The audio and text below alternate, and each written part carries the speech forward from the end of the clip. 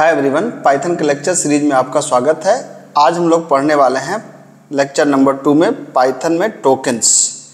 जैसा कि अगर आपने किसी और लैंग्वेज की वीडियो मेरी देखी हो तो उसमें भी मैं बात करता हूं कि टोकन्स एक ऐसी चीज़ है जो हर प्रोग्रामिंग लैंग्वेज में होती है। टोकन्स बेसिकली क्या है? Small individual units of a program, मतलब किसी भी प्रोग्राम के छोटे छोटे जो पार्ट्स हैं जिनसे मिलकर वो प्रोग्राम बनता है, उसको कंबाइंड फॉर्म में अगर एक नाम देना हो तो हम बोलते हैं टोकन्स। पाइथन में टोकन्स में क्या क्या आते हैं? Identifiers, keywords, constants and operators. अगर मैं आइडेंटिफायर के नाम बोलूं तो आइडेंटिफायर का मतलब होता है किसी भी चीज़ का नाम। Identifier are the names given to the fundamental building blocks of a program. मतलब किसी भी प्रोग्राम में वेरिएबल को, फंक्शन को, किसी भी चीज़ को जो आप एक नाम देते हैं ना, ऐसे समझिए जैसे 3 लड़के हैं, किसी का नाम रमेश, किसी का मनोज। तो अगर एक वैल्यू आपको कहीं लेनी है तो आपने उसका नाम दिया ए, एक वैल्यू कहीं लेनी है आपने नाम दिया बी। तो जो ए बी आप नाम दे रहे हैं दैट इज आइडेंटिफायर, मतलब कोई भी नाम आप दे सकते हैं। दूसरा है कीवर्ड्स। कीवर्ड्स का मतलब ऐसे शब्द जिनका मतलब प्रोग्रामिंग में पहले से फिक्स होता है। तो पाइथन में भी ऐसे कुछ कीवर्ड्स हैं, कुछ एग्जांपल आपके यहाँ पे दिख रहे होंगे। तो जैसे true, none, for, while, break, ये सब क्या है? हमारे कीवर्ड्स हैं।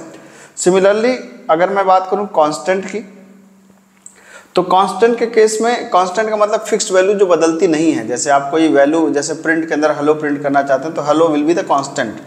तो कांस्टेंट में भी कई तरह के कांस्ट होते हैं। जैसे स्ट्रिंग, कांस्टेंट का ही एक दूसरा नाम होता है लिटरल्स। कांस्टेंट का ही एक नाम होता है लिटरल्स। तो स्ट्रिंग में यहाँ पे पाइथन में थोड़ी सी अलग बात है जावा सी और पाइथन जावा C++ से, कि अगर स्ट्रिंग को आपको रखना हो तो स्ट्रिंग डबल कोट्स में भी लिख सकते हैं और सिंगल कोट में भी लिख सकते हैं विदाउट अफेक्टिंग द मीनिंग।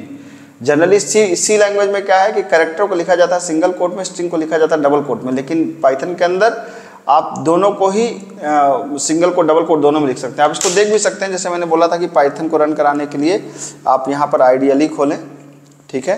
तो आइडियली का फुल फॉर्म मैंने बताया था integrated development and learning environment, ये हो गया। यहाँ पे मैंने लास्ट क्लास में, पहली क्लास में आपको स्क्रिप्ट लिखना बताया था। ये आपको, जैसे यहाँ पर आप 1 by 1 भी लिख सकते हैं। जैसे प्रिंट के अंदर आपने कहा हेलो, तो हेलो यहाँ पे क्या है? एक कांस्टेंट है। तो ये जो प्रिंट हेलो मैंने लिखा, इसको अगर मैं हेलो ऐसे भी लिखूँ सिंगल कोट में तो भी ये प्रिंट करेगा। मतलब you can write the string either in double quotes either in single quote without affecting it's meaning, दोनों से काम चलता है। न्यूमेरिक लिटरल में कुछ खास बात नहीं है। अगर आप इसको A10 लिखेंगे इस तरीके से तो ये भी लेगा, ये भी लेगा। पाइथन में अभी थोड़ी देर बाद मैं आपको बताऊंगा कि पाइथन में एक नया डेटा टाइप होता है बूलियन। बूलियन की वैल्यू या तो ट्रू होती है या तो फॉल्स होती है। ट्रू या फॉल्स दोनों में ही आप देख सकते हैं कि इसका F और इसका T कैपिटल है। तो जब भी ट्रू लिखेंगे तो ट्रू का T कैपिटल और फॉल्स का F कैपिटल होगा। स्पेशल लिटरल में हमारे पास यहाँ पर एक नन है। जैसे सी में नल पॉइंटर होता है, वैसे यहाँ पे एक तरीके से नन आप समझ सकते हैं, ठीक है। तो इस तरह की चीज़ों का ध्यान रखिए कांस्टेंट में, पाइथन में। अब अगर मैं डेटा टाइप की बात करूं तो पाइथन की खास बात है कि पाइथन एक डायनेमिक टाइप्ड प्रोग्रामिंग लैंग्वेज है। डायनेमिक टाइप का मतलब क्या है?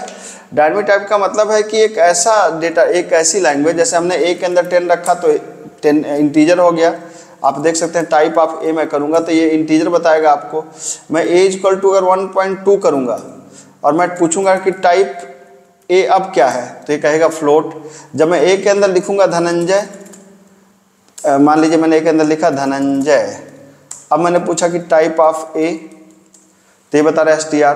तो आप देखिए मैंने ए इक्वल टू लिखा ट्रू, तो मैंने पूछा टाइप ऑफ ए तो कह रहा है बूलियन। तो आप देख सकते हैं कि जैसी वैल्यू मैं दे रहा हूँ, मैंने 10 दिया तो इंटीजर हो गया, 1.2 दिया तो फ्लोट हो गया, मैंने स्ट्रिंग दिया तो str हो गया। तो इसको बोलते हैं, इस जो टर्म ये है, इस टर्म को बोलते हैं डायनेमिक टाइप्ड प्रोग्रामिंग लैंग्वेज।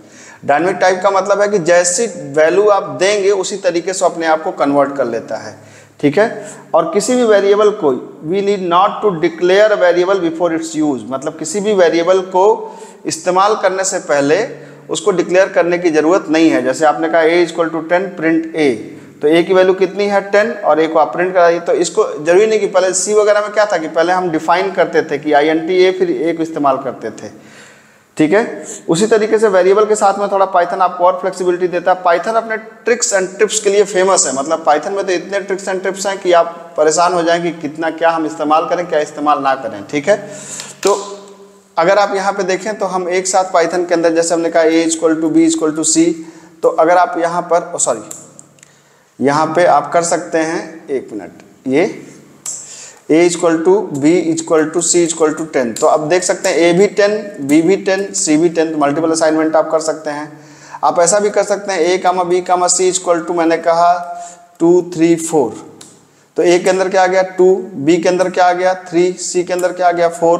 तो इस तरीके से भी असाइनमेंट्स आप वेरिएबल के अंदर कर सकते हैं। तो पाइथन काफ़ी इंटरेस्टिंग लैंग्वेज है, काम को काफ़ी आसान बना देती है। होपफुली टोकन्स आपको समझ में आए होंगे। मिलते हैं अगले लेक्चर में। Thank you so much.